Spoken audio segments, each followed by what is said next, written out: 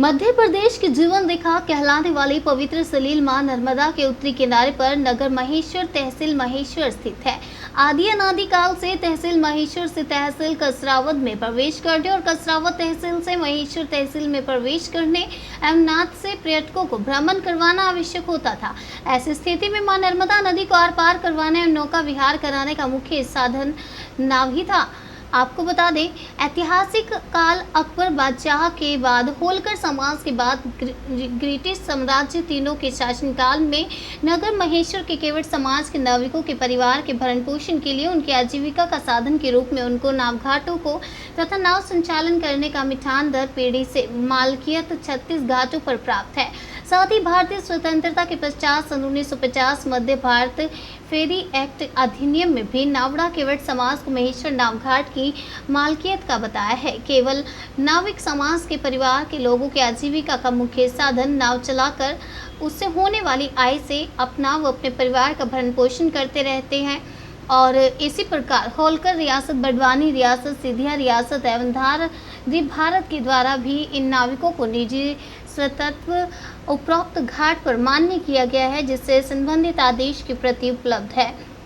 नगर महेश्वर में अन्य कहार समाज के द्वारा बिना किसी अनुभव के नर्मदा घाटों पर नाव संचालन करने के लिए शासन प्रशासन से नाव चलाने की अनुमति की मांग की जा रही है, सर्वथा निरर्थक है।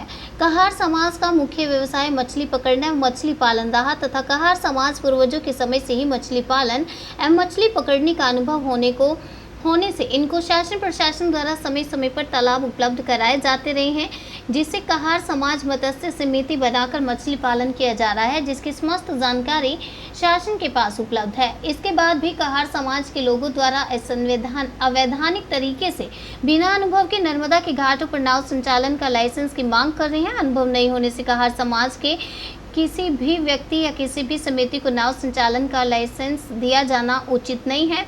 नावघाटों की आज माता बहनें भी शामिल हुई। केवट समाज हजारों की संख्या में यहां पर शामिल हुए। मुख्यमंत्री और तहसीलदार महोदय के नाम ज्ञापन सौंपा गया है।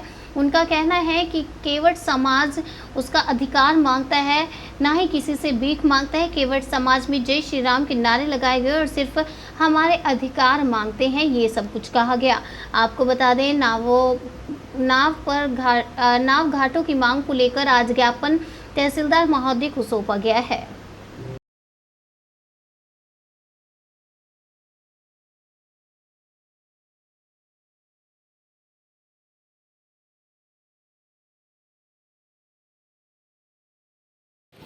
हमारी मांग थी कि हमारा जो नाव घाट है वो अकबर बादशाह के समय से हम लोगों को नाव संचालन के लिए दान में दिया गया था। जो 36 घाट थे, 36 घाटों में से एक घाट हमारा महेश्वर भी है, जिस पे अन्य समाज द्वारा प्रशासन और शासन से